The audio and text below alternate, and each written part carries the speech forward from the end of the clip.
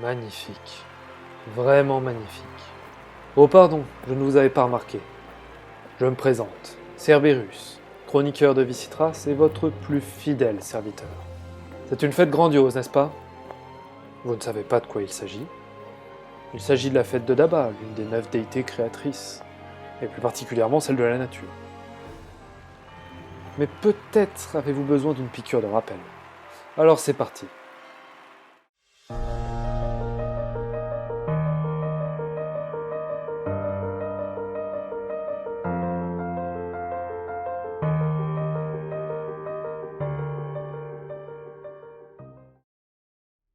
Ce que nous savons de la création de notre monde, nous le savons à travers des fresques et des écrits plus tardifs.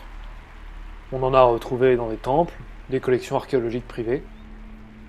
Mais peu importe la source, l'histoire reste toujours la même, en tout cas dans les grandes lignes. À travers ces écrits, il nous est raconté que le Sifandir était à l'origine une terre désolée, ravagée par les flammes et la foudre qui frappait son sol. On appelle cette période le Grand Chaos. Et aucune vie ne pouvait y régner, étant donné les conditions environnementales.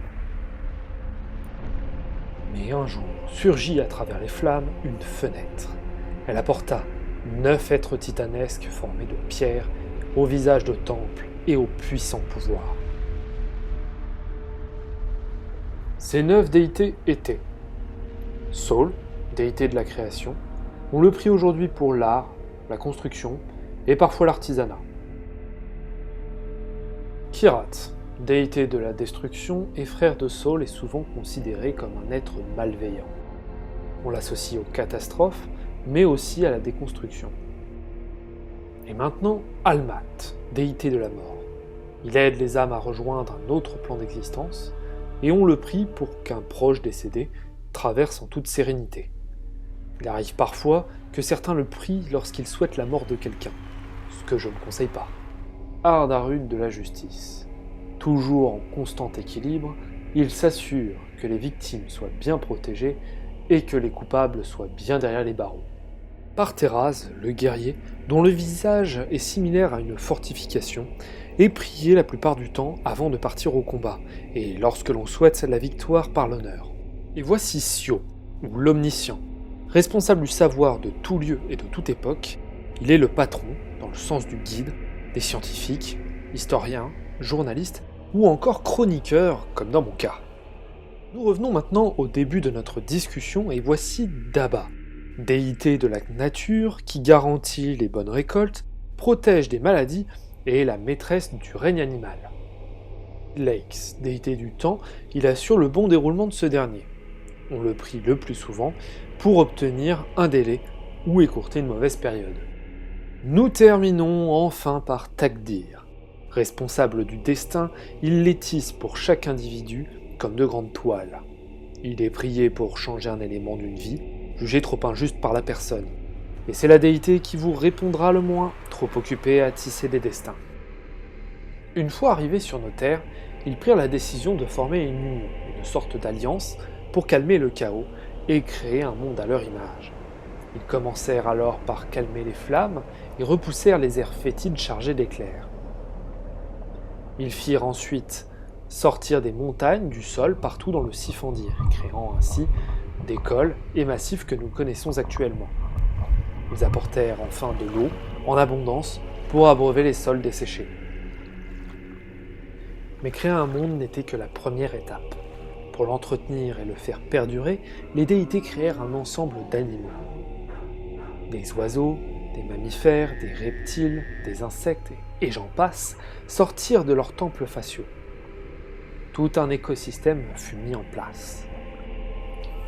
Pourtant, malgré tout cela, dans tout ce monde, il manquait encore une chose, une sorte d'aléatoire selon Saul.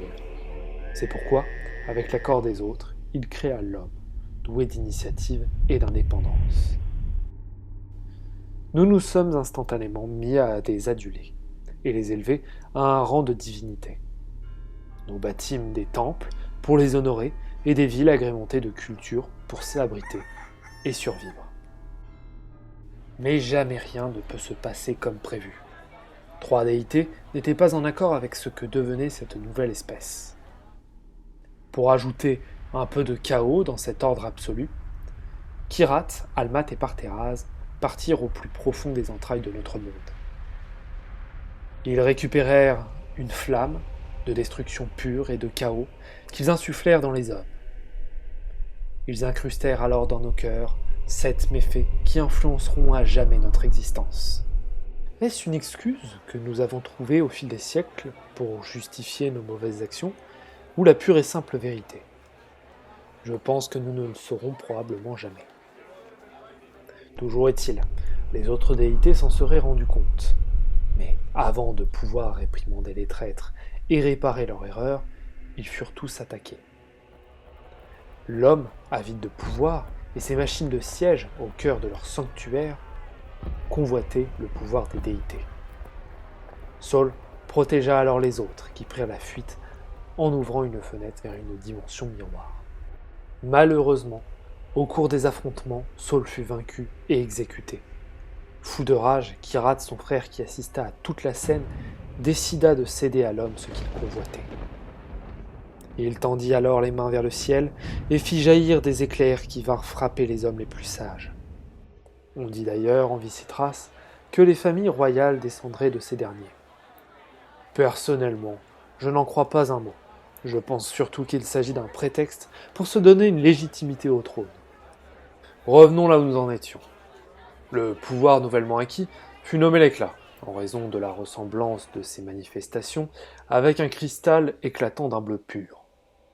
Il permettait, entre autres, de soigner, d'invoquer des armes, de faire jaillir de ses mains des éclairs, voire même dans certains cas, de se téléporter. Ce pouvoir devait rassembler les peuples et apporter la paix. Au lieu de cela, nous nous sommes affrontés pendant des siècles pour obtenir ce pouvoir par pure jalousie. Cette histoire n'est pas terminée. Les prophéties annoncent qu'un jour, les déités reviendront dans le Sifandir pour nous purifier du mal qui nous ronge et briser l'éclat. Un peu comme une leçon qui prendrait fin.